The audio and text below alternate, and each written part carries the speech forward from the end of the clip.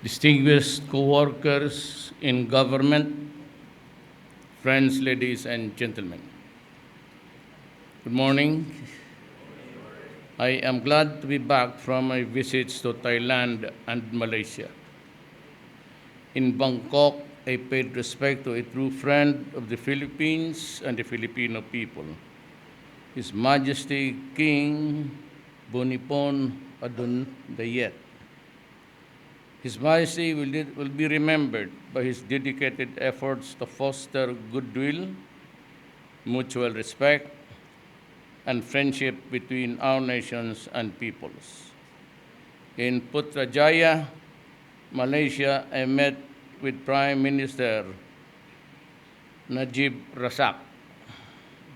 Our discussion focused on the need to further strengthen the Philippines-Malaysia partnership for a safe and secure and stable region. As ASEAN brothers and maritime nations, we recognize that cooperation between our countries with other stakeholders is key to ensure that our sea lanes are not used for illegal purposes or criminal activities. Earlier this year, we made headway with the signing of the framework for Trilateral Arrangement between Indonesia, Malaysia, and the Philippines on immediate measures to address security issues in the maritime areas of common interest. With Malaysia, we committed to explore all available options to ensure greater collaboration in the joint coordinated pursuit, the interdiction and the arrest of criminal and terrorists plying the waterways between our countries. The Philippines, as always, will be unremitting in the efforts to address criminality on land, at sea, and between borders. We also committed to sustain the efforts to achieve just and lasting peace in Mindanao. As we proceed with the implementation phase of our peace process, Malaysia will continue to play an important role. The Philippines is ready to work with Malaysia and all partners interested in securing for generations of the Mindanaoans and Filipinos a future free from fear and conflict. Malaysia continues to be a partner for growth and development. My message to business leaders is clear.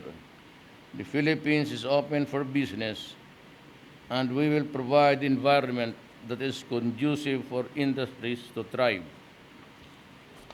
Business leaders expressed confidence in many of the opportunities for investment in the Philippines. They showed keen interest in infrastructure, mass transportation development, building of regional centers, joint ventures in agribusiness, halal certified products, and high-value post-harvest processing facilities. I tasked the Department of Trade and Industry to follow through and ensure trade and investment with our 10th largest trade partner as it continues to grow, and I refer to Malaysia.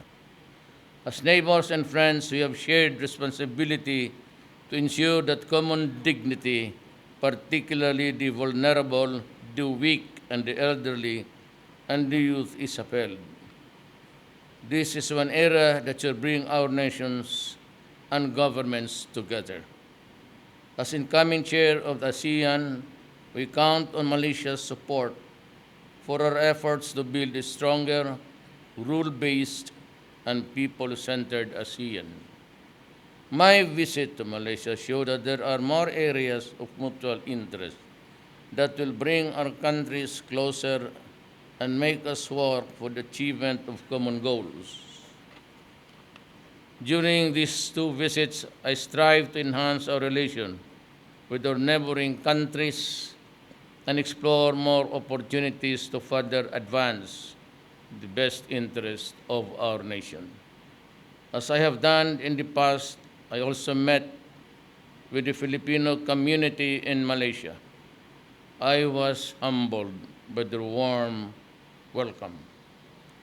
I reassured them that government will utilize all the resources at its disposal to make our country safe and prosperous place for them to better appreciate and experience once they finally come home to reunite and live with their families. Maraming salamat po.